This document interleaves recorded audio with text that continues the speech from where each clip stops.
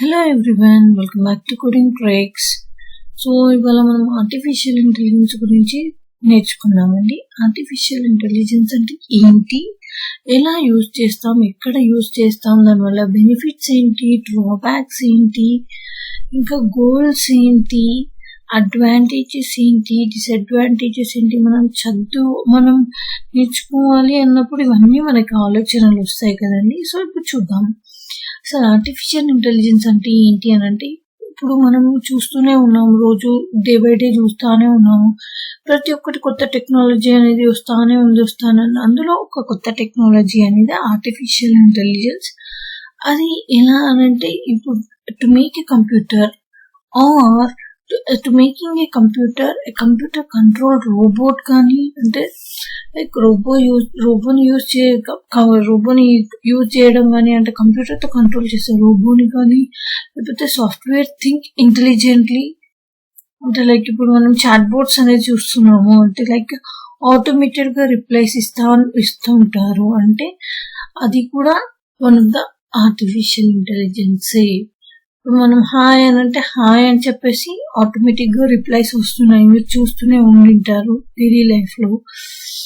And even కొన్ని customer care calls కూడా automated replies ఉన్నాయి. సో అలాంటివన్నీ ఈ ఆర్టిఫిషియల్ ఇంటెలిజెన్స్ యూజ్ చేసుకునే చేస్తున్నాం అనమాట.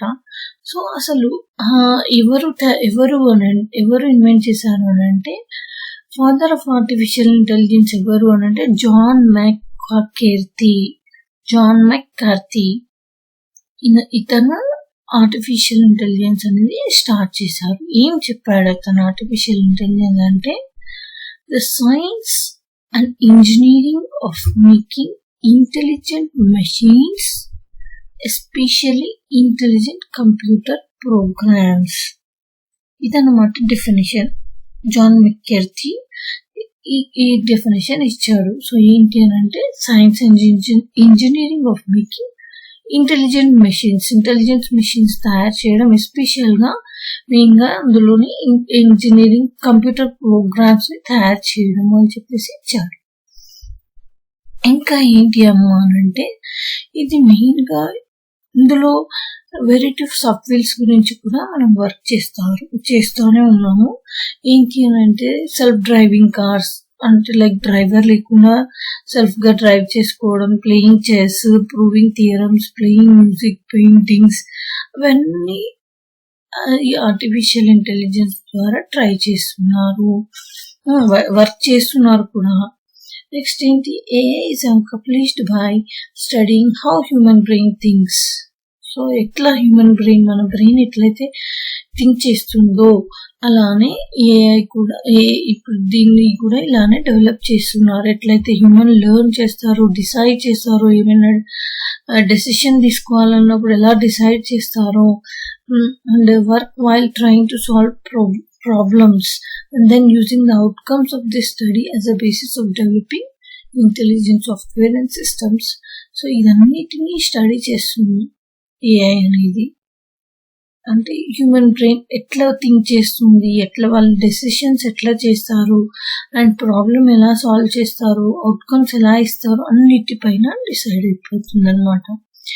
నెక్స్ట్ వీటి యొక్క గోల్స్ ఏంటి అని అంటే, ఆర్టిఫిషియల్ ఇంటెలిజెన్స్ గోల్స్ ఏంటి అని అంటే, ఎక్స్పర్ట్ సిస్టమ్ ని క్రియేట్ చేయడం. ఎక్స్పర్ట్ సిస్టమ్ అంటే లైక్ ఇంటెలిజెంట్ బిహేవియర్ ఉన్న సిస్టమ్ ని, ఆ సిస్టమ్ తనంతలో లెర్న్ చేసుకోవడం, డెమోన్స్ట్రేట్ చేయడం, ఎక్స్ప్లెయిన్ చేయడం, అడ్వైజెస్ ఇవ్వడం, ఇది ఫస్ట్ గోల్ అనమాట. నెక్స్ట్ ఏంటి, to implement human intelligence in machines.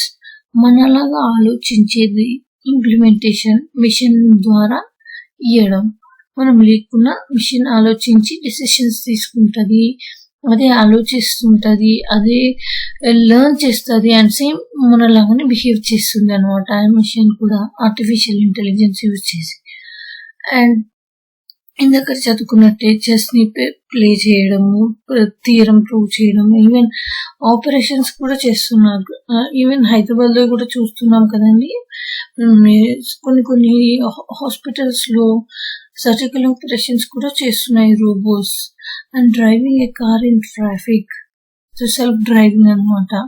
So ఇవన్నీ దాని యొక్క గోల్స్. ఇంకా కొన్ని గోల్స్ ఏంటి, ప్రాబ్లమ్ సాల్వింగ్ అనేది ఒక goal, knowledge representation, planning, learning, social intelligence, ఇవన్నీ దాని యొక్క ఆర్టిఫిషియల్ ఇంటెలిజెన్స్ యొక్క గోల్.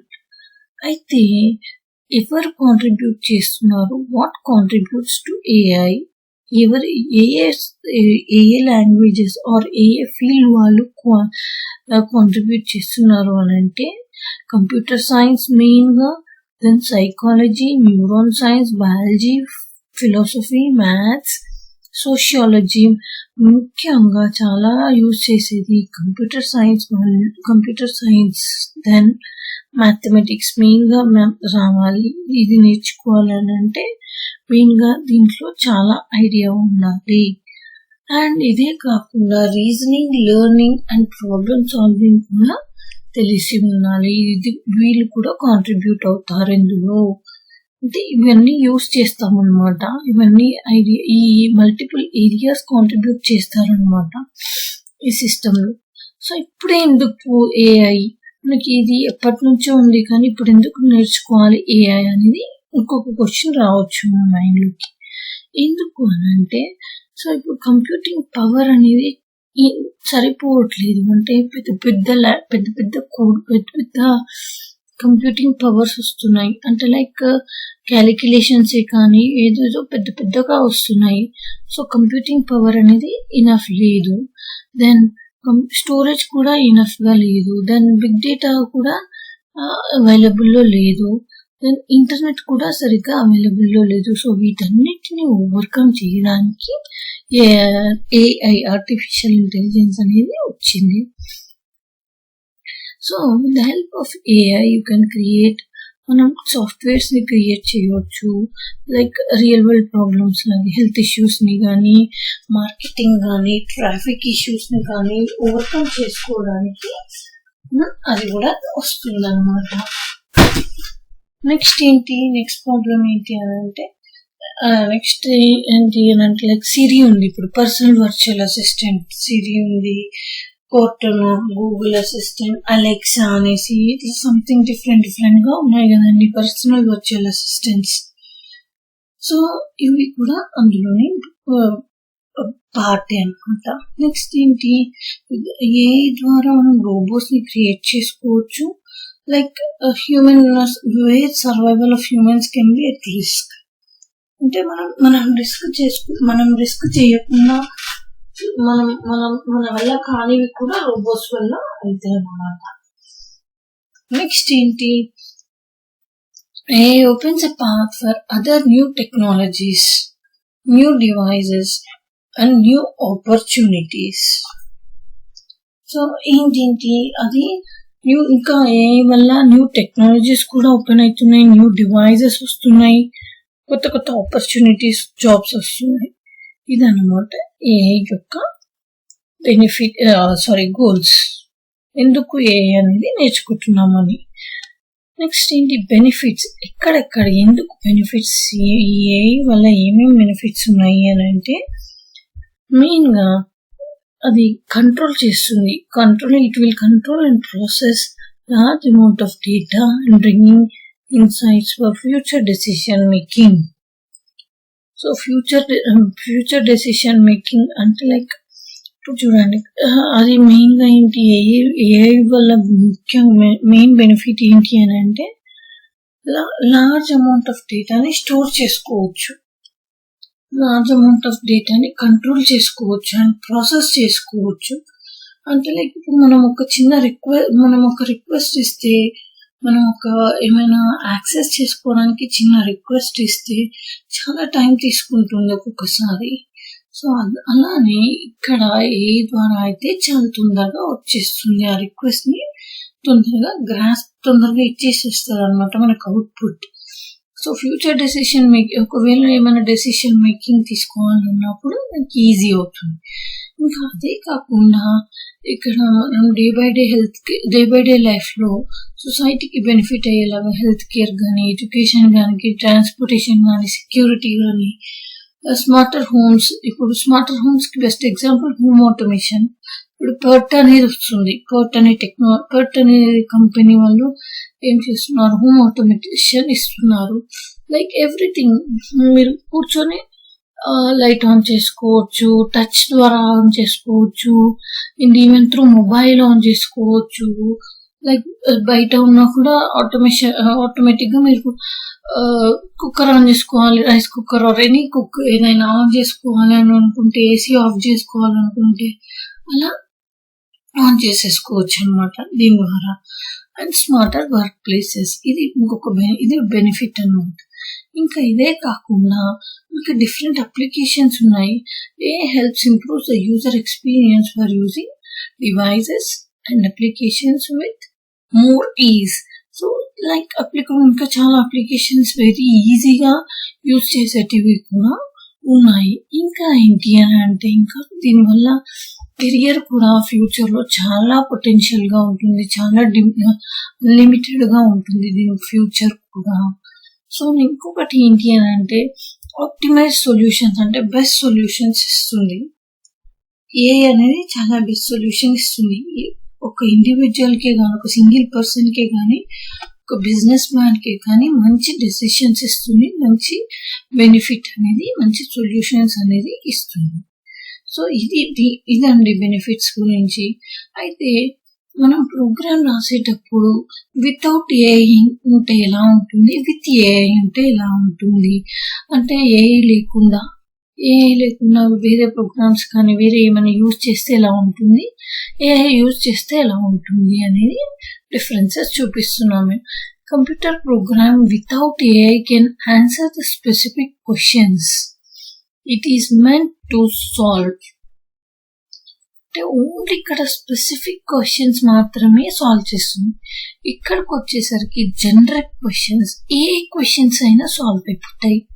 ఇక్కడ ఓన్లీ కొన్ని క్వశ్చన్స్, స్పెసిఫిక్ క్వశ్చన్స్ మాత్రమే సాల్వ్ అవుతాయి.